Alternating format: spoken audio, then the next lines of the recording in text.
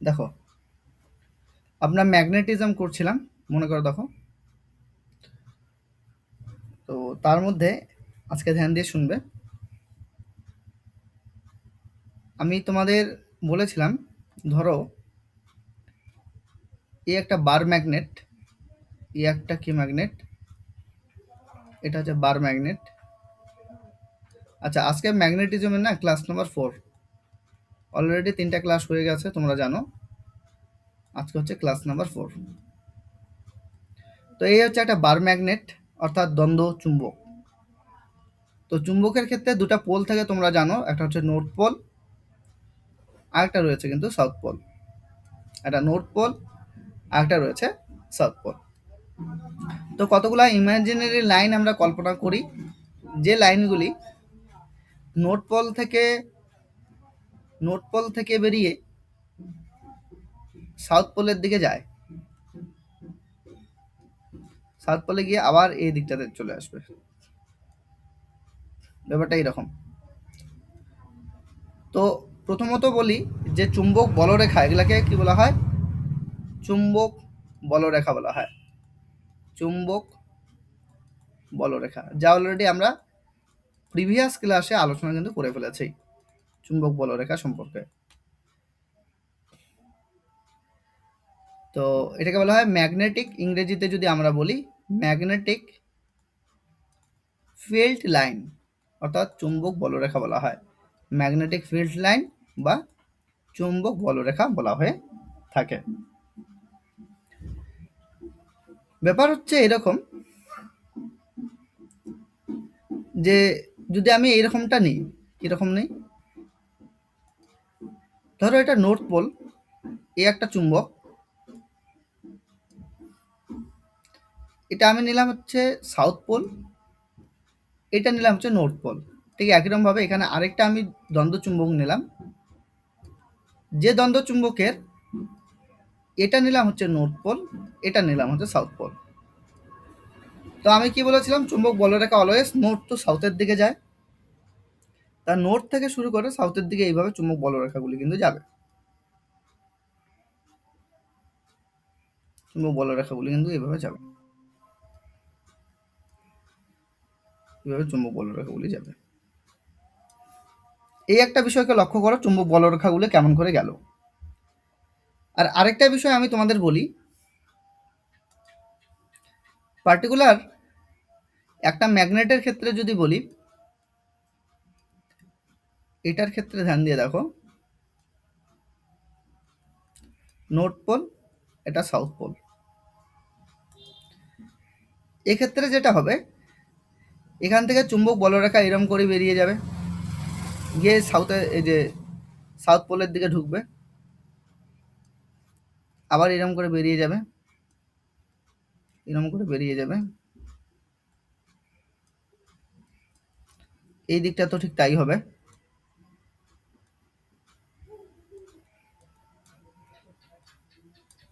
এরকমটা হবে।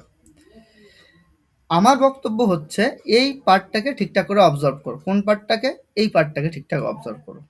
এখানে চুম্বক বলরেখাগুলি কেমন করে গেছে, তার আর এখানে চুম্বক বলরেখাগুলি কেমন করে গেছে, সেই বিষয়টাকে অবজার্ভ করো। যদি এই দুটাকে অবজার্ভ করি, তাহলে আমরা দেখতে পাবো একটা বিষয়, যে চুম্বক বলরেখাগুলি প্রথম কেসটার ক্ষেত্রে আমরা কিন্তু ওটাকে ড্র করলাম এরকম করে। এই যে চুম্বক বলরেখা গেল, এইভাবে চুম্বক বলরেখা গেছে, এই ক্ষেত্রে চুম্বক বলরেখা গেছে, এই ক্ষেত্রে চুম্বক বলরেখা গেছে। এই একটা কেস যেটা আমি এইভাবে ডিনোট করলাম, এটা। আর এই আরেকটা কেস যেটাকে তোমরা দেখো। তো এটার ক্ষেত্রে হয়েছে কি, যে ব্যাপারটা এরকম হয়ে গেছে।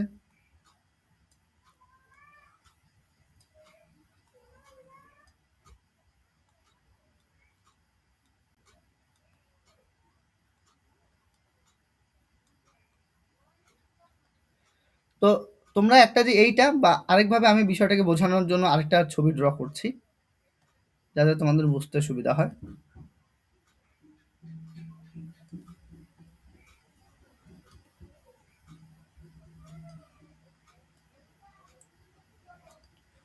দেখো, এখানে দেখো চুম্বক বলরেখাগুলির মধ্যে এই চুম্বক বলরেখা আর এই চুম্বক বলরেখার মধ্যে দেখো যে এখানে কটা চুম্বক বলরেখা আছে, 4টা চুম্বক বলরেখা আছে। ভালো কথা। এখানে চুম্বক বলরেখাগুলোর মধ্যে ডিস্টেন্সকে দেখো, এখানকার ডিস্টেন্স দেখো, এখানকার ডিস্টেন্স দেখো, এখানকার ডিস্টেন্স দেখো, ডিস্টেন্স সেম আছে। আচ্ছা, এখানে চুম্বক বলরেখাগুলিকে দেখো, ভালো মতো অবজার্ভ করবে। দেখো এখানে চুম্বক বলরেখার মধ্যে ডিস্টেন্স কম, এখানে ডিস্টেন্স অনেক বেশি, এখানে ডিস্টেন্স মাঝারি ধরনের, এখানে আরেকটু ডিস্টেন্স বেশি বা কমের মধ্যে রয়েছে। তো মোট কথা হচ্ছে এখানে চুম্বক বলরেখাগুলির মধ্যে ডিস্টেন্স সেম আছে, কিন্তু এখানে চুম্বক বলরেখাগুলির মধ্যে ডিস্টেন্স কিন্তু সেম নেই। এক্ষেত্রে কি, আর এই কেসটা দেখো এখানে চুম্বক বলরেখাগুলো কি হয়েছে, আরো কাছাকাছি চলে আসছে। এখানে চুম্বক বলরেখাগুলি দেখো আরো কাছাকাছি চলে আসছে।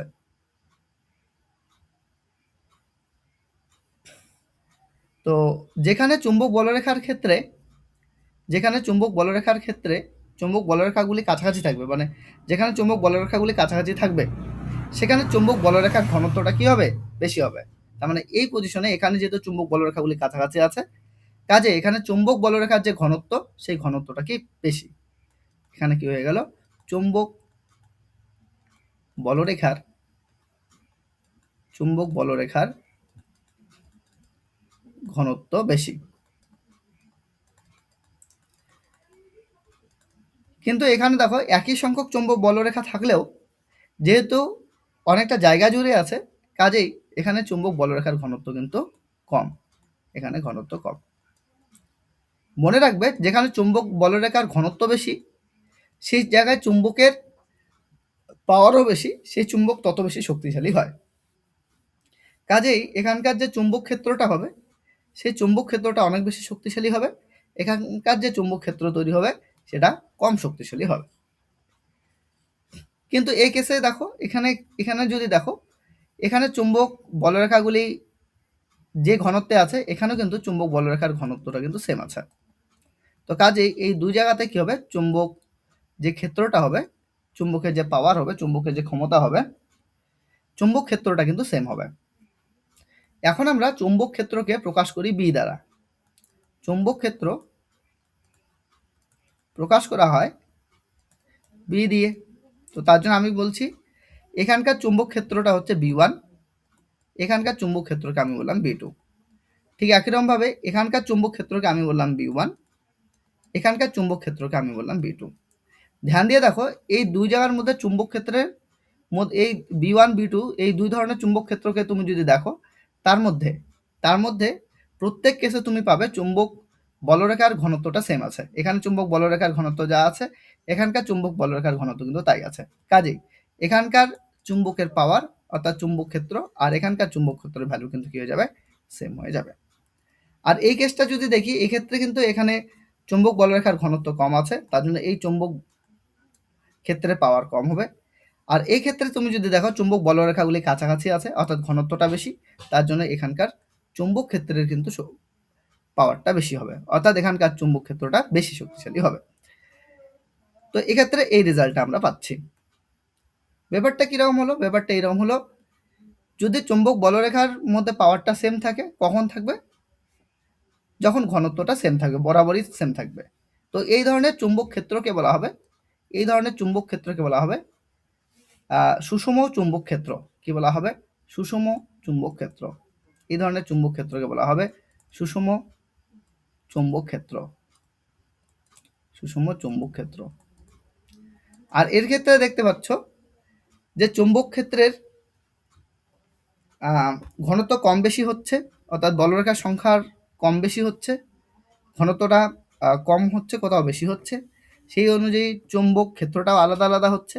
এই ধরনের চুম্বক ক্ষেত্রকে আমরা বলবো অসম অসম চুম্বক ক্ষেত্র। সুষম চুম্বক ক্ষেত্রকে ইংরেজিতে বলা হয় ইউনিফর্ম ম্যাগনেটিক ফিল্ড। এটাকে আমরা বলবো ইউনিফর্ম ইউনিফর্ম ম্যাগনেটিক ফিল্ড। আর এই ধরনের চুম্বক ক্ষেত্রে দেখো, এদেরকে আমরা বলবো অসম চুম্বক ক্ষেত্র, যাকে ইংরেজিতে বলা হবে তোমার নন ইউনিফর্ম ম্যাগনেটিক ফিল্ড। নন ইউনিফর্ম ম্যাগনেটিক ফিল্ড। নন ইউনিফর্ম ম্যাগনেটিক ফিল্ড। তাহলে চুম্বক ক্ষেত্র দুই ধরনের, সুষম চুম্বক ক্ষেত্র আর রয়েছে অসম চুম্বক ক্ষেত্র। সুষম চুম্বক ক্ষেত্রে যদি আমরা এক্সাম্পল বলি, সুষম চুম্বক ক্ষেত্রে যদি আমরা এক্সাম্পল বলি, কোথায় সুষম চুম্বক ক্ষেত্র দেখতে পাই, সেক্ষেত্রে আমরা এক্সাম্পলে নেব চুম্বকের ভেতরে, ইনসাইড দ্য ম্যাগনেট। কীরকম দেখো, ইনসাইড দ্য ম্যাগনেট তুমি যদি নাও, এখানে ধরো এই হচ্ছে এক ম্যাগনেট, বার ম্যাগনেট, এটা নর্থ পোল, এটা হচ্ছে সাউথ পোল। তো চুম্বক বলরেখা তো এখান থেকে বেরিয়ে এসে এইরকম ঢুকে আবার এইরকম করে কিন্তু আসবে, এরকম করে কিন্তু আসবে। তো এই চুম্বক বলরেখাগুলিকে ধ্যান দিয়ে দেখো, যেই চুম্বক বলরেখাগুলি সাউথ থেকে নর্থের দিকে এরকম করে আসবে, সাউথ থেকে নর্থের দিকে যে চুম্বক বলরেখাগুলি আসবে,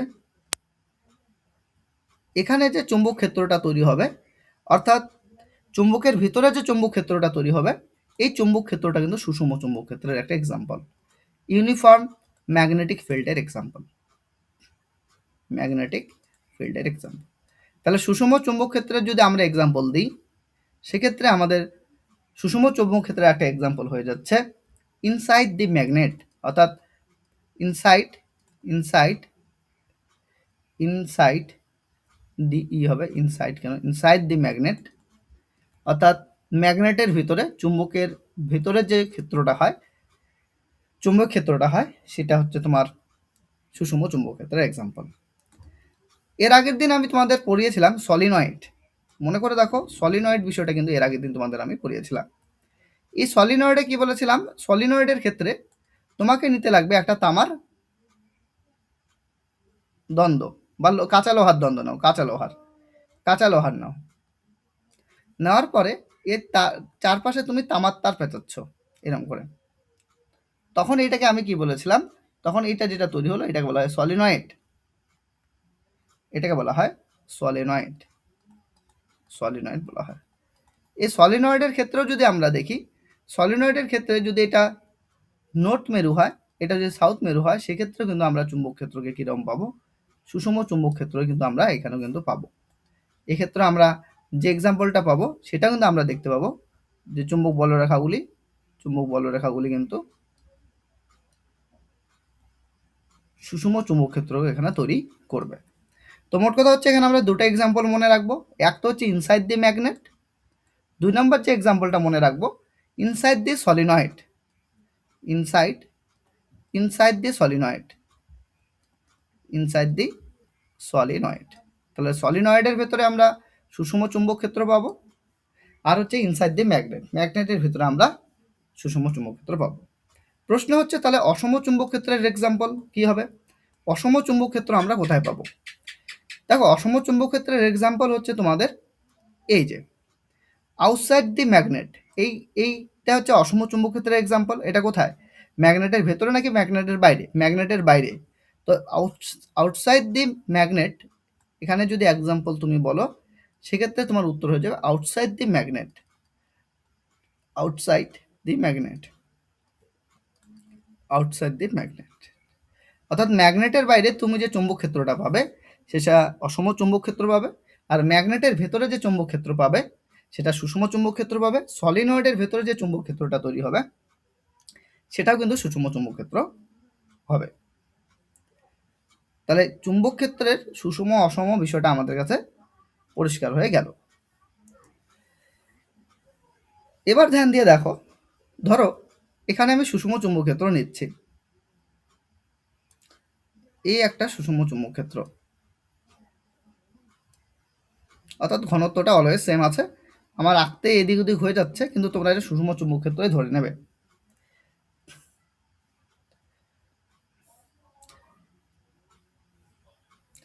আমি আরেকটা চুম্বক ক্ষেত্র এরকম নিলাম,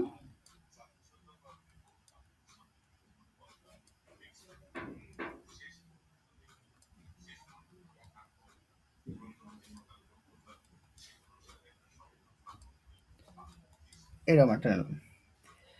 আর আরেকটা চুম্বক ক্ষেত্র নিচ্ছি।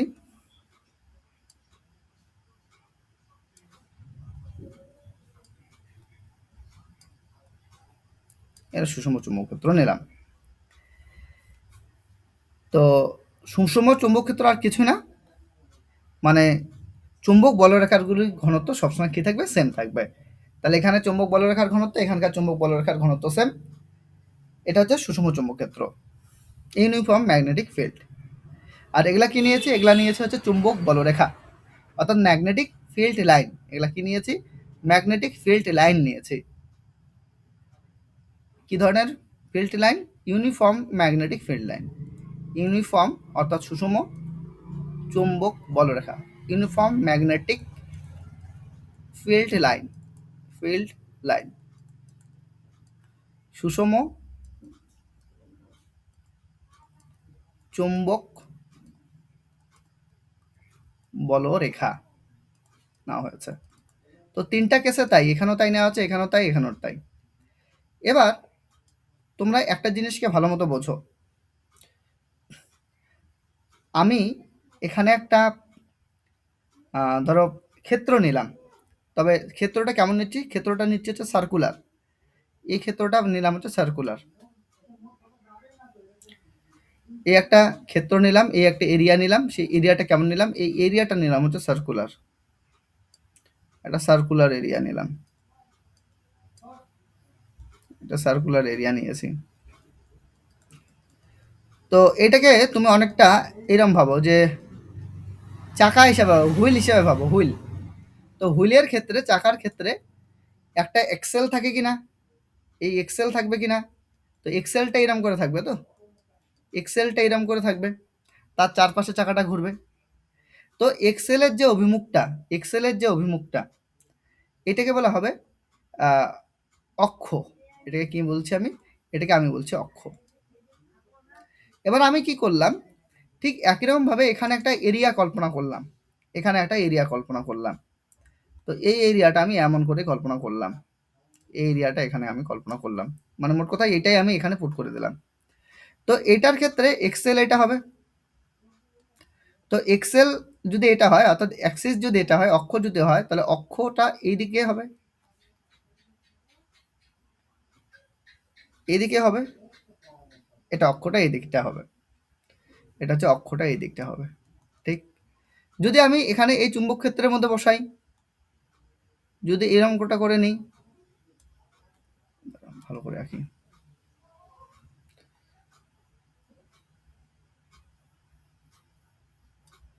তো এক্ষেত্রে অক্ষ কোনটা হবে? এক্ষেত্রে কিন্তু অক্ষ কিন্তু এটা হবে। বোঝার চেষ্টা করো, ছবিটা বেশি রাউন্ড হয়ে গেছে। দাঁড়াও, এই ছবিটা তোমাদের অন্যভাবে করতে লাগবে। আচ্ছা, অন্যভাবে বলতে কি, কাছাকাছি নিয়ে নিই আরো কয়েকটা। 1 মিনিট। ঠিক,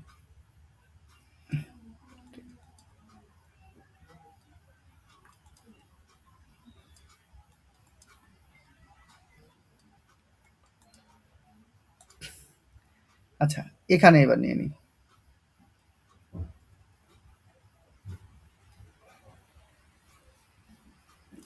তো এক্ষেত্রে অক্ষটা কিরকম হবে? এটার অক্ষ অ্যাক্সেল, মানে এদিকেই অক্ষটা হবে। আর এই জায়গার মধ্যে কেমন নিচ্ছি? এখানে আমি এরমটা করে নিচ্ছি। ধরো,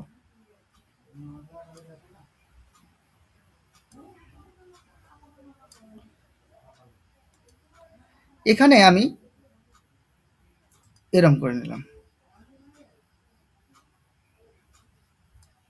তো সেক্ষেত্রে, সেক্ষেত্রে এটার অক্ষটা কোন দিকে হবে? এটার অক্ষটা এইদিকে হবে।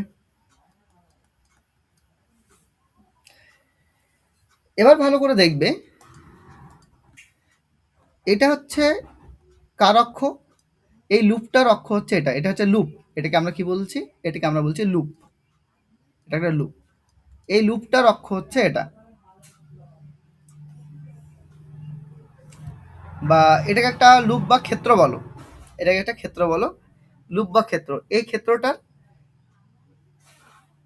এই ক্ষেত্রটার অ্যাক্সেলটা হচ্ছে এটা, অক্ষ এটা, আর চুম্বক বলরেখাগুলোও যাচ্ছে কোন দিকে, এই দিকে যাচ্ছে, তাই না? তাহলে এই চুম্বক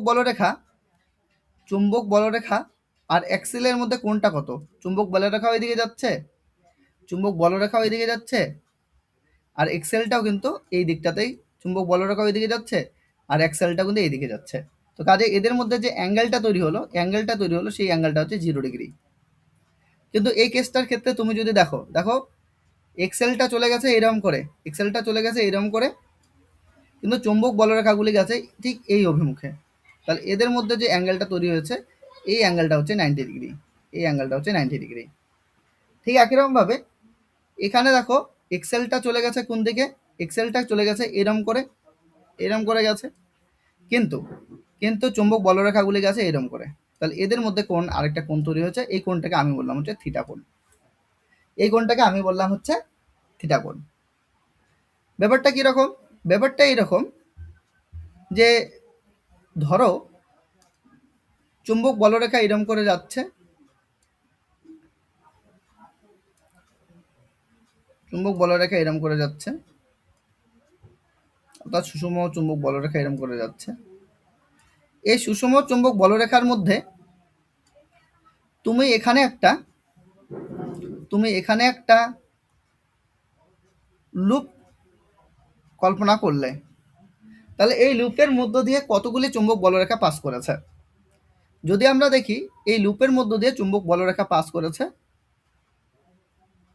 একটা, দুইটা, তিনটা, চারটা চুম্বক বলরেখা পাস করেছে। তো কোনো একটা লুপের মধ্য দিয়ে যতগুলি চুম্বক বলরেখা পাস করবে, সেই বলরেখার সংখ্যাটিকে বা সেই বলরেখার সংখ্যাকেই বলা হবে চুম্বক ফ্লাক্স। কি বলা হবে? চুম্বক ফ্লাক্স বা ম্যাগনেটিক ফ্লাক্স। তাহলে এখানে ম্যাগনেটিক ফ্লাক্স বা চুম্বক ফ্লাক্স কত? এখানে ম্যাগনেটিক ফ্লাক্স বা চুম্বক ফ্লাক্স হচ্ছে 4। তবে চুম্বক বলরেখা তো আমরা চোখে দেখতে পাই না। এখানে আমরা চোখে দেখলে, মানে আমি ড্র করলাম তার জন্য তোমরা চোখে দেখতে পাচ্ছ, তার জন্য কাউন্ট করছে 1 2 3 4। বাট এইভাবে কাউন্টিং কিন্তু চুম্বক বলরেখার হয় না, যেহেতু এটা অদৃশ্য, আমরা দেখতে পাই না, ইমাজিনারি, জাস্ট ইমাজিন করি, তার জন্য ওইভাবে স্পেসিফিকভাবে আমরা বলতে পারবো না কতগুলি চুম্বক বলরেখা যাচ্ছে। তবে ব্যাপারটা এইরকমই, কোনো চুম্বক ক্ষেত্রের মধ্য দিয়ে যদি আমরা একটা তলকে কল্পনা করি, তাহলে সেই তলের মধ্য দিয়ে যতগুলি চুম্বক বলরেখা অতিক্রান্ত করবে বা যতগুলি চুম্বক বলরেখা অতিক্রম করে যাবে, তাকে আমরা বলবো ম্যাগনেটিক ফ্লাক্স বা চুম্বক ফ্লাক্স বলবো। তাহলে ম্যাগনেটিক ফ্লাক্স বা চুম্বক ফ্লাক্স কি, এটার ডেফিনেশন যদি আমরা লিখি, তাহলে ডেফিনেশনটা এরকম লিখতে লাগবে, দ্য নাম্বার অফ, এটা কি, এটা কিসের নাম্বার? 1 2 3 4, এটা কি কাউন্ট করলাম? এটা কাউন্ট করলাম হচ্ছে চুম্বক বলরেখা। The number of magnetic field lines, the number of magnetic field lines মানে চুম্বক বলরেখার সংখ্যা কার মধ্য দিয়ে পাস করবে? পাস করবে হচ্ছে একটা প্লেনের মধ্য দিয়ে, একটা তলের মধ্য দিয়ে, passing through a plane, passing through a plane, passing through a plane.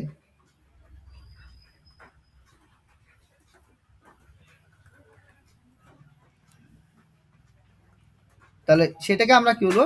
সেটাকে আমরা বলবো ম্যাগনেটিক ফ্লাক্স। এটাকে আমরা বলবো ম্যাগনেটিক ফ্লাক্স, ম্যাগনেটিক ফ্লাক্স, এটাকে বলা হবে ম্যাগনেটিক ফ্লাক্স, এটাকে আমরা বলবো ম্যাগনেটিক ফ্লাক্স। তো বাংলায় যদি আমরা বলি ম্যাগনেটিক ফ্লাক্স কাকে বলবো? কোনো চুম্বক ক্ষেত্রের মধ্য দিয়ে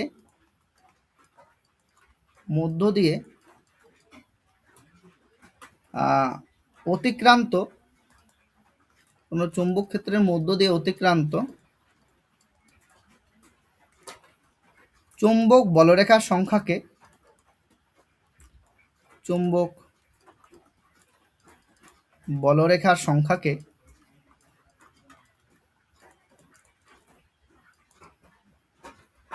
কি বলা হবে? চুম্বক ফ্লাক্স বলা হবে। চুম্বক ফ্লাক্স বলা হয়। চুম্বক ফ্লাক্স বলা হয়। এবার এই চুম্বক ফ্লাক্সের ক্যালকুলেশন কেমন করে হবে? দেখো, চুম্বক ফ্লাক্সের ক্যালকুলেশন যদি আমরা বুঝি, ক্যালকুলেশনটা অনেকটা এখানেই করাই, ধ্যান দিয়ে দেখো। আচ্ছা, চুম্বক ফ্লাক্স কাউন্ট করার জন্য সবসময় যে ম্যাগনেটিক ফিল্ডটাকে সুষময় হতে লাগবে এরকম ব্যাপার নাই কিন্তু। ম্যাগনেটিক ফিল্ড অসমও হতে পারে, অর্থাৎ ইউনিফর্মে হতে লাগবে এরকম ব্যাপার নাই। নন ইউনিফর্ম হলেও আমরা কি দেখব, জাস্ট কোনো একটা লুপ বা কোনো একটা তলের মধ্য দিয়ে কতগুলি চুম্বক বলরেখা পাস করছে, সেটা হচ্ছে চুম্বক ফ্লাক্স। চুম্বক ফ্লাক্স বের করার জন্য আমাদের যে ফর্মুলাটাকে কাজে লাগাতে লাগবে সেটা এরকম। কীরকম ফর্মুলা?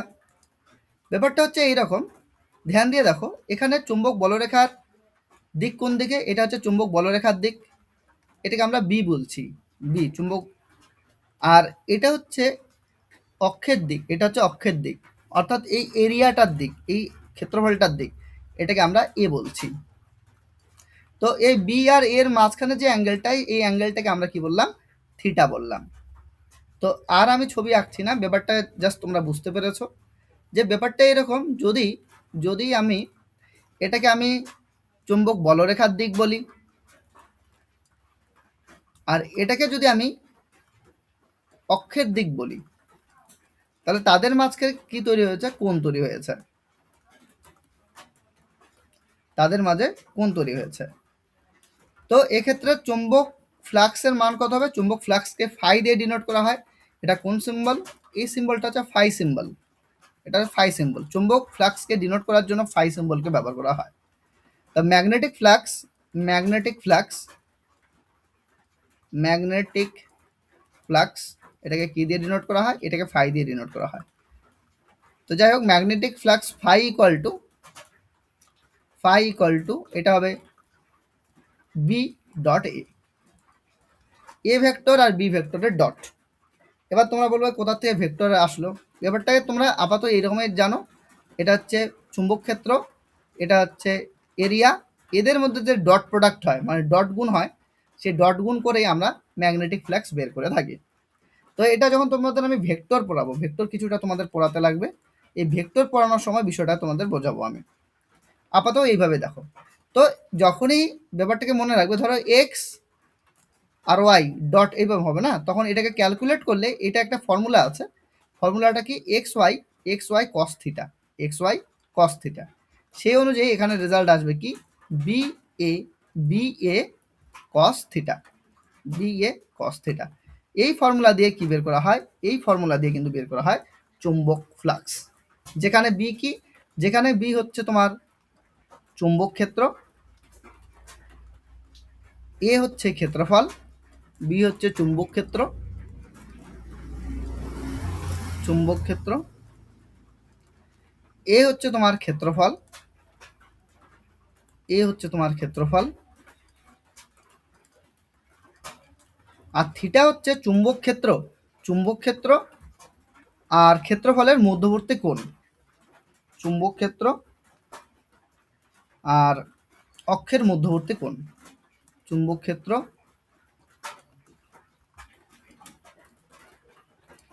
ও অক্ষের, চুম্বক ক্ষেত্র ও অক্ষের মধ্যবর্তী কোণ। এইভাবেই চুম্বক ফ্লাক্স বের করা হয়ে থাকে।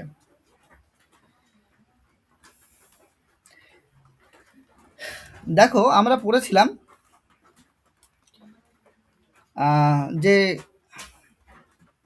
কোনো পরিবাহীর মধ্য দিয়ে যদি কারেন্ট যায়, সেই পরিবাহীর চারপাশে একটা ম্যাগনেটিক ফিল্ড তৈরি হয়। যেটা, যে বক্তব্যটা কে রেখেছেন, যে বক্তব্যটা ওরস্টেড রেখেছেন 1820 সালে, যেটা অলরেডি আমরা ক্লাস 1-এর মধ্যে আলোচনা করেছিলাম।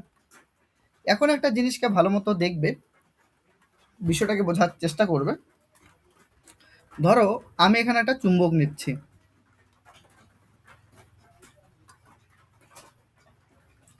এখানে না হলো একটা চুম্বক,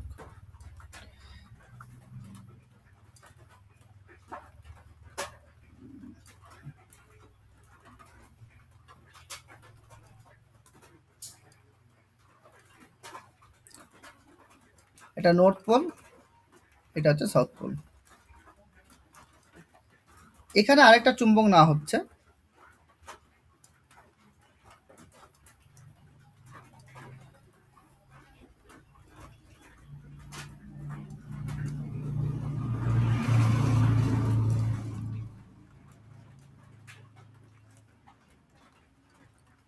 এই চুম্বকের ক্ষেত্রে এটা হচ্ছে সাউথ পোল, এটা হচ্ছে নর্থ পোল। তাহলে অবভিয়াসলি বুঝতে পারছো, যদি এটা নর্থ পোল এটা সাউথ পোল হয়, তাহলে নর্থ টু সাউথের দিকে কি যায়, চুম্বক বলরেখা যায়। এটা অনেকবার তোমাদের আমি পড়িয়েছি। তাহলে চুম্বক বলরেখাগুলি কোন দিকে যাবে, এখানে চুম্বক বলরেখাগুলি এইদিকে যাবে, চুম্বক বলরেখাগুলি এইদিকে যাবে।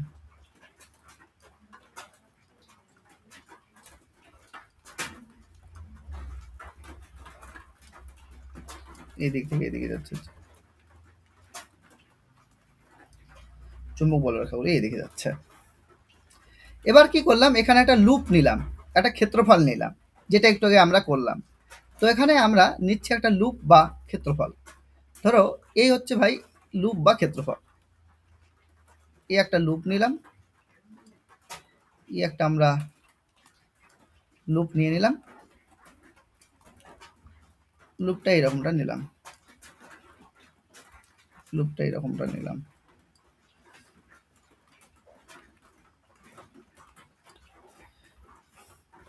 তারপরে কি করলাম, এখানে আমরা রাখলাম একটা কমিউটেটর, পরে বলছি কমিউটেটরটা কি, কিভাবে কাজ করে।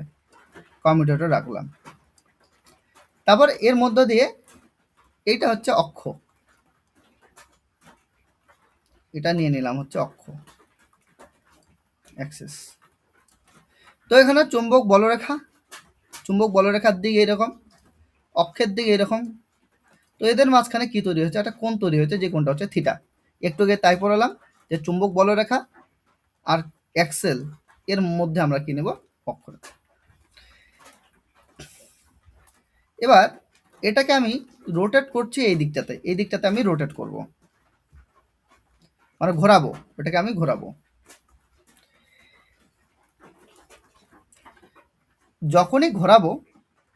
যখনই এটাকে আমি ঘোরাবো, আচ্ছা তার আগে এক কাজ করি, এই প্রান্তটাকে বের করে নিয়ে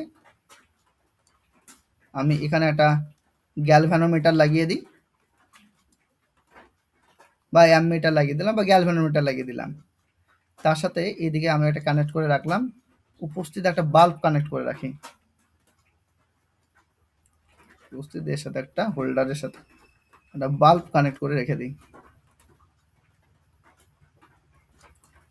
এখানে একটা বাল্ব কানেক্ট করে রেখে দিলাম। আর এখানকার যে আরেকটা প্রান্ত, এই প্রান্তটাকে আমি এখান থেকে বের করে নিলাম, বের করে নেওয়ার পরে এই বাল্বের সাথে কানেক্ট করে রাখলাম। যাই হোক, এটা বাল্বের সাথে কানেক্ট আছে, মোট কথা বাল্বের সাথে কানেক্ট আছে। দেখো যখনই এটাকে রোটেট করবে, তো সেক্ষেত্রে এটা যখন ঘুরবে, তখন এরিয়াটার মধ্য দিয়ে কি হবে, কখনো চুম্বক বলরেখা বেশি যাবে, এই লুপটার মধ্য দিয়ে কখনো চুম্বক বলরেখা কখনো বেশি পাস করবে। যখন এটা রোটেট করে এক পজিশন থেকে আরেক পজিশনে আসবে, তখন চুম্বক বলরেখার সংখ্যা হয়তো কমে যাবে,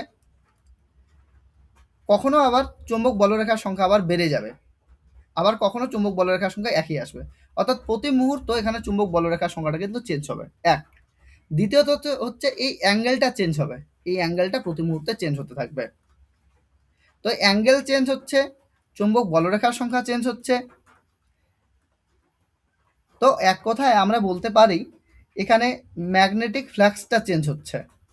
কি হচ্ছে, ম্যাগনেটিক ফ্লাক্সটা চেঞ্জ হচ্ছে। কখনো চুম্বক বলরেখার সংখ্যা বেশি যাচ্ছে, মানে কি ম্যাগনেটিক ফ্লাক্স তাহলে বেশি হচ্ছে।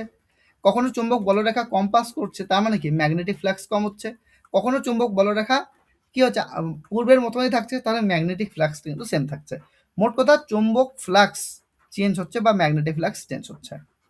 যখনই ম্যাগনেটিক ফ্লাক্স বা চৌম্বক ফ্লাক্স এখানে চেঞ্জ হবে তখনই তখনই কি হবে, এখানে দেখা যাবে যে চৌম্বক ফ্লাক্স বা ম্যাগনেটিক ফ্লাক্স যখনই চেঞ্জ হচ্ছে তখন দেখা যাচ্ছে এর মধ্য দিয়ে একটা ভোল্টেজের তৈরি হয়েছে। কি তৈরি হয়েছে? ভোল্টেজ তৈরি হয়ে গেছে, একটা ভোল্টেজ তৈরি হয়ে গেছে। আর ভোল্টেজ তৈরি হলে তোমরা জানো যে হাই ভোল্টেজ আর কোনো প্রান্তে যদি লো ভোল্টেজ তৈরি হয় কি হবে, এই প্রান্তটাতে তৈরি হয়ে গেছে হাই ভোল্টেজ, এই প্রান্তটাতে তৈরি হয়েছে হাই ভোল্টেজ, এই প্রান্তের মধ্যে ধরো তৈরি হয়েছে লো ভোল্টেজ, এটা হাই ভোল্টেজ, এখানে তৈরি হয়ে গেছে কিন্তু লো ভোল্টেজ। তাহলে হাই ভোল্টেজ কোথাও লো ভোল্টেজ তৈরি হলে তার মধ্য দিয়ে কি ফ্লো করবে, তার মধ্য দিয়ে কারেন্ট ফ্লো করবে, কারেন্ট তৈরি হবে, কারেন্ট ফ্লো করবে। অবভিয়াসলি তখন এখানে দেখা যায় কি কারেন্ট ফ্লো হতে শুরু করেছে, অর্থাৎ কারেন্ট এই দিক থেকে এই দিক হয়ে কারেন্ট কিন্তু এরকম করে আসছে। তার সাথে আমি কানেক্ট করে রেখেছি কি বাল্ব, তো দেখতে পাবো তৎক্ষণাৎ বাল্বটা জ্বলছে, বাল্বটা আমরা কিন্তু জ্বলতে দেখব, এই বাল্বটা জ্বলবে। অর্থাৎ কোনো লুপের মধ্য দিয়ে যে চুম্বক বলরেখার পরিবর্তন ঘটে, এক কথায় যদি আমরা বলি ম্যাগনেটিক ফ্লাক্সের পরিবর্তন ঘটে, তাহলে সেখানে একটা ভোল্টেজের ডিফারেন্স তৈরি হয়, এই ভোল্টেজের ডিফারেন্সের জন্য সেখানে কারেন্ট ফ্লো হতে শুরু করে। তাহলে ফাইনালি আমরা কি কি দেখলাম ধ্যান দিয়ে দেখো, আরেকবার বলছি। ব্যাপারটা এরকম যে যদি ভোল্টেজের পরিবর্তন হয় সেখানে তার মধ্যে দিয়ে কারেন্টের পরিবর্তন হবে। তো পরিবর্তন ওখানে কি তৈরি হচ্ছে ভোল্টেজ, তার জন্য কি, তার জন্য শুরু হচ্ছে কারেন্ট ফ্লো শুরু হচ্ছে, অর্থাৎ তড়িৎ পরিবহন শুরু হচ্ছে, কারেন্ট ফ্লো হওয়া শুরু করেছে, তড়িৎ পরিবহন করা শুরু করেছে। আর এখানে যে ভোল্টেজটা তৈরি হলো, এই যেখানে ভোল্টেজটা তৈরি হলো, এই ভোল্টেজকেই বলা হবে, এই ভোল্টেজকেই বলা হবে ইএমআই। এই ভোল্টেজ যেটা তৈরি হলো এটাকে বলা হয় ইএমআই, ইলেকট্রোম্যাগনেটিক ইন্ডাকশন। কি বলা হবে? ইলেকট্রোম্যাগনেটিক ইন্ডাকশন, ম্যাগনেটিক ইন্ডাকশন,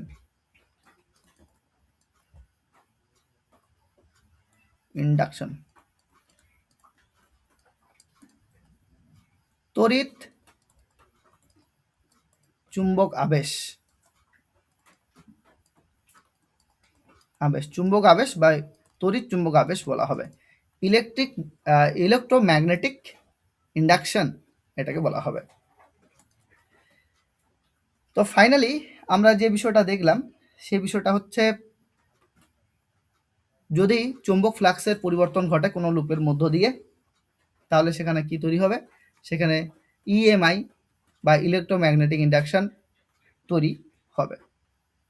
তো ফাইনালি যেটা আমরা রেজাল্ট পেলাম সেই রেজাল্টটাকে আমরা লিখছি হোয়েন, আচ্ছা ইংরেজিতে লিখি কোনো সমস্যা নেই, হোয়েন যখন the value of a magnetic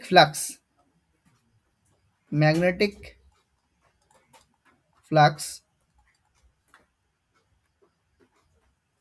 কোথায় কানেক্ট করা আছে, কানেক্টেড ইন এ সার্কিট,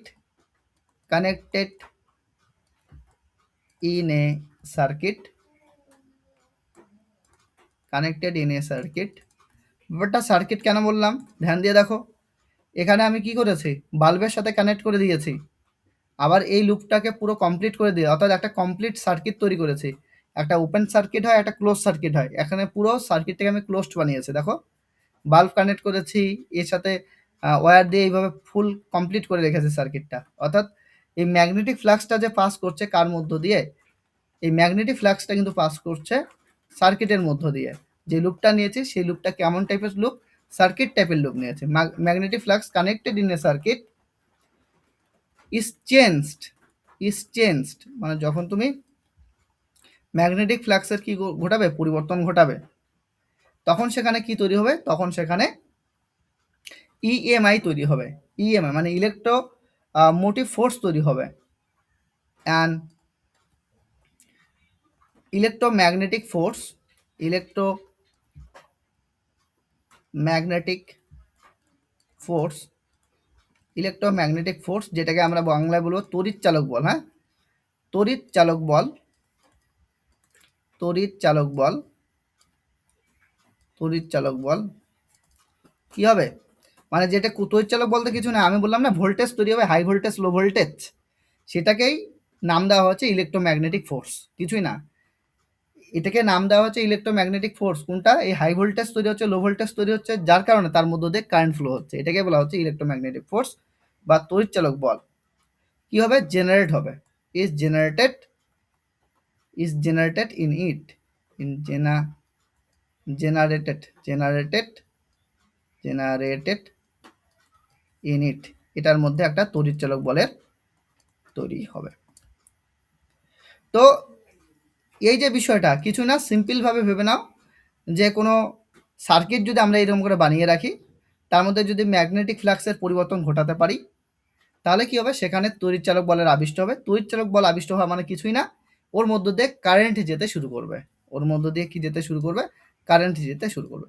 এই মেকানিজমের উপর বেস করেই, এই মেকানিজমের উপর বেস করেই বানানো হয়েছে জেনারেটর, এই মেকানিজমের উপর বেস করেই বানানো হয়েছে জেনারেটর, এই মেকানিজমের উপর বেস করে। তো জেনারেটর কিছুই না, জেনারেটর কি করা হয়, ম্যাগনেটিক ফ্লাক্সের পরিবর্তন ঘটানো হয়, অর্থাৎ ম্যাগনেটিক ফ্লাক্সের পরিবর্তন ঘটানো হয়, তার জন্য ওখানে কি তৈরি হয়, ওখানে কারেন্ট ইনডিউসড হয়ে যায়, অর্থাৎ কারেন্ট তৈরি হয়ে যায়। এটা হচ্ছে জেনারেটর তৈরির মেকানিজম। তো এই যে বিষয়টা, সেই বিষয়টা কে লক্ষ্য করলেন, এই বিষয়টা লক্ষ্য করলেন বিজ্ঞানী ফ্যারাডেস। তার জন্য এই যে বিষয়টা আমি লিখলাম, when the value of magnetic flux connected in a circuit is changed and electromagnetic force is generated in it, এই বক্তব্যটা রেখেছেন বিজ্ঞানী ফ্যারাডে, আর এটাই হচ্ছে বিজ্ঞানী ফ্যারাডের ফার্স্ট ল। তাহলে এটাই হচ্ছে বিজ্ঞানী ফ্যারাডের প্রথম সূত্র। তাহলে ফ্যারাডেস ল, এটা হচ্ছে ফার্স্ট ল, বিজ্ঞানী ফ্যারাডের প্রথম সূত্র হচ্ছে এটা, ফার্স্ট ল অফ বিজ্ঞানী ফ্যারাডেস। তিনি যে এই লটা খুঁজেছেন, মানে এই ইলেকট্রোম্যাগনেটিক ইন্ডাকশনের যে কনসেপ্টটা, ইলেকট্রো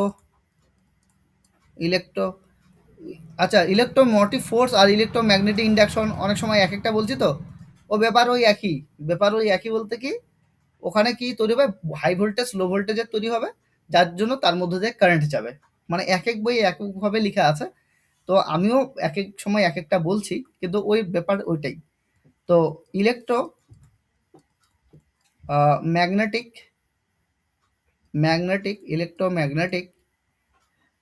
ইন্ডাকশন, যেটাকে আমরা বললাম electromagnetic induction,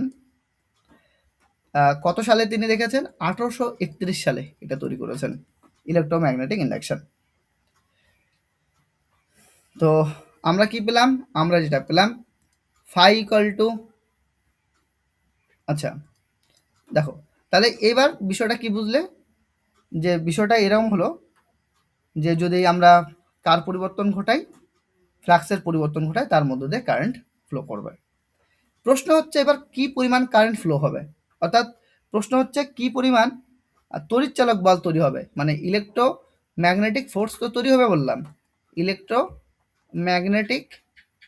electromagnetic force apply হচ্ছে, বা ইলেকট্রোম্যাগনেটিক ফোর্স ওখানে তৈরি হচ্ছে, এটাকে আমি ই দিয়ে লিখলাম, ইলেকট্রোম্যাগনেটিক ফোর্স তৈরি ই দিয়ে, কিন্তু কি পরিমাণ ইলেকট্রোম্যাগনেটিক ফোর্স তৈরি হচ্ছে, তো সেক্ষেত্রে বলা হলো সময়ের সাথে সাথে যে হারে চুম্বক ফ্লাক্সের পরিবর্তন হবে তার উপরে ডিপেন্ড করে ইলেকট্রোম্যাগনেটিক ফোর্স তৈরি হবে। ধরো 5 সেকেন্ডে চুম্বক বলরেখার পরিবর্তন হলো, 5 সেকেন্ডে চুম্বক বলরেখার পরিবর্তন হলো 20টি, বাট এটা কিন্তু বাস্তবে সম্ভব না এরকম, ঠিক আছে, যে 5 সেকেন্ডে 20টা চুম্বক বলরেখার পরিবর্তন হয়েছে তুমি দেখেছো, এরকমটা কিন্তু না, বাট বোঝানোর সুবিধার্থে আমি এক্সাম্পলটা নিচ্ছি। ওখানে দেখাই পসিবল না কতগুলো মানে কতগুলো চুম্বক বলরেখা ওর মধ্যে দিয়ে পাস করেছে, এটা জাস্ট একটা বোঝানোর জন্য আমি বলছি। ধরো 5 সেকেন্ডে চুম্বক বলরেখার পরিবর্তন হয়েছে 20টা, তাহলে এক সেকেন্ডে চুম্বক বলরেখার পরিবর্তন করো 4টি, তাহলে এই রেজাল্টটাই হচ্ছে ইলেকট্রোম্যাগনেটিক ফোর্সের রেজাল্ট। তবে তবে এটা ইলেকট্রোম্যাগনেটিক ফোর্সের রেজাল্ট হলো এর সামনে মাইনাস লাগাতে লাগবে, -4। তো যাই হোক, তো এইটাকে আমরা বলবো কীরকম, আমরা এটাকে বলবো যে কিসের পরিবর্তন হচ্ছে, ম্যাগনেটিক ফ্লাক্সের পরিবর্তন হচ্ছে, অর্থাৎ ফাই দিয়ে ম্যাগনেটিক ফ্লাক্স লেখা হয়। তো ম্যাগনেটিক ফ্লাক্সের পরিবর্তন হচ্ছে কত সময়ে, টি সময়ে ম্যাগনেটিক ফ্লাক্সের পরিবর্তন হলো টি সময়ে ম্যাগনেটিক ফ্লাক্সের পরিবর্তন হলো তাহলে একক সময়ে ম্যাগনেটিক ফ্লাক্সের পরিবর্তন কত, φ/t। তবে তবে পরিবর্তন বোঝানোর জন্য সায়েন্সে ডেল্টা এটাকে ব্যবহার করা হয়, তার জন্য এখানে আমি ডেল্টা ফাই লিখবো। তার মানে ডেল্টা ফাই বোঝাচ্ছে যে ম্যাগনেটিক ফ্লাক্সের কি হচ্ছে, উপরে পরিবর্তন, আর ডেল্টা টি বোঝাচ্ছে কত সময়ের মধ্যে, অর্থাৎ কত সময়ের পরিবর্তনে কত ম্যাগনেটিক ফ্লাক্সের পরিবর্তন হচ্ছে। এই ডেল্টা দিয়ে পরিবর্তন বোঝানো হয়, চেঞ্জ বোঝানো হয়, বা এই ডেল্টা দিয়ে মানে পার্থক্য বোঝানো হয়, এটা বোঝানোর জন্য ডেল্টা সাইনটাকে ব্যবহার করা হয়। তাহলে -del⁵/del⁡, এটা দিয়ে কি বের করা হয়, ইলেকট্রোম্যাগনেটিক ফোর্সের ভ্যালুটা বের করা হয়। এই ইলেকট্রোম্যাগনেটিক ফোর্সের ভ্যালু বের করা হচ্ছে E=−del⁵/del⁡। তো এটাকে যদি আমরা বলি, আমরা কি বলবো, যে ইলেকট্রোম্যাগনেটিক ফোর্স বা ইলেকট্রোমোটিভ ফোর্স যে চেঞ্জ হচ্ছে, বা ফ্লাক্সের যে চেঞ্জ হচ্ছে, সেই চেঞ্জের যে হার, সেই চেঞ্জের হারের যে নেগেটিভ রেজাল্ট, সেই নেগেটিভ রেজাল্টটাকে কী বলা হয়, সেই নেগেটিভ রেজাল্টের ক্যালকুলেশন করেই আমরা কি পাবো, যে কি পরিমাণ তড়িৎচালক বল তৈরি হচ্ছে। দেখো তোমাদের খুব কমপ্লিকেটেড হয়তো লাগছে, কিন্তু ব্যাপারটা জাস্ট এরকম করে মনে রাখবে যে del⁵/del⁡, সামনে মাইনাস সাইন থাকবে, এইভাবে আমরা কি ক্যালকুলেট করব, ইলেকট্রোম্যাগনেটিক ফোর্স কিন্তু আমরা ক্যালকুলেট করব। তাহলে ইলেকট্রোম্যাগনেটিক ফোর্স ক্যালকুলেট করার জন্য কি করে ক্যালকুলেট করতে লাগবে, দ্য ভ্যালু মানে ভ্যালুটা কত হবে, of the electromotive force, the value of the electromotive force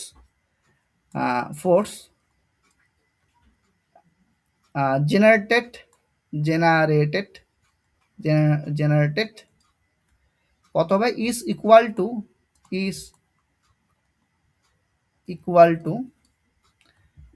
to কার, এই যে নেগেটিভ মাইনাস নিয়েছি না, negative is equal to negative rate. কেন বলবো, কারণ সময়ের সাপেক্ষে ক্যালকুলেট করছে না, তার জন্য রেট মানে হচ্ছে হার, রেট অফ কিসের চেঞ্জের রেটটা বের করছি বলো, del⁵/del⁡। del⁵টা কি, ফাইটা হচ্ছে ম্যাগনেটিক ফ্লাক্স, টিটা কি সময়ের সাপেক্ষে ম্যাগনেটিক ফ্লাক্সের পরিবর্তন, তাই না, তার negative rate of magnetic flux, rate of magnetic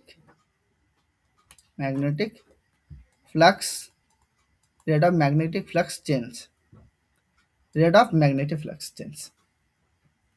তাহলে ম্যাগনেটিক ফ্লাক্সের চেঞ্জের যে পরিবর্তনের হার, সেটা দিয়ে আমরা ক্যালকুলেট করলো ইলেকট্রোম্যাগনেটিক ফোর্স। আর এই ক্যালকুলেশন করার যে রেজাল্ট, বা এই ক্যালকুলেশন কিভাবে করব, সেটা হচ্ছে ফ্যারাডেস সেকেন্ড ল, এটা হচ্ছে ফ্যারাডের দ্বিতীয় সূত্র।